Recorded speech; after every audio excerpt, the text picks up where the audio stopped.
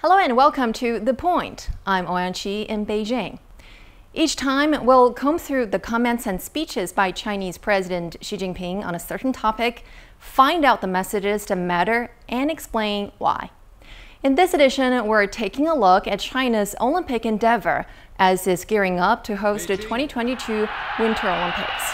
We'll find out what President Xi said about making the Games a clean and green one, and his take on the importance of sports to the nation. In his report at the 19th CPC National Congress in October 2017, Xi Jinping made it clear that sports activities and hosting the Olympics is important to the Chinese nation and its people. He said, quote, "We will carry out fitness for all programs, speed up efforts to build China into a country strong on sports, and make smooth preparation for the 2022 Beijing Winter Olympics and Paralympic Games." He also vowed zero tolerance on doping and corruption, saying we should make the Winter Olympic Games as pure and clean as snow and ice. President Xi says hosting the Games will not only give a boost to China's economic growth, but also benefit countries involved in the Belt and Road Initiative, enhancing regional peace and stability.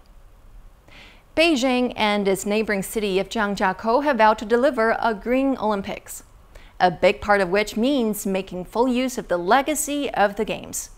See what happened to Beijing after the 2008 Summer Olympics.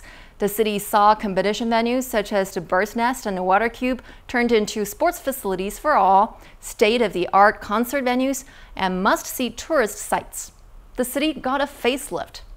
Now, for the 2022 Games, a high-speed railway linking the two host cities is under construction. In February 2017, President Xi quoted from a Chinese poetry encouraging China's short-track speed skating athletes. It reads, "When the strong wind comes around, simply fly with it into the sky."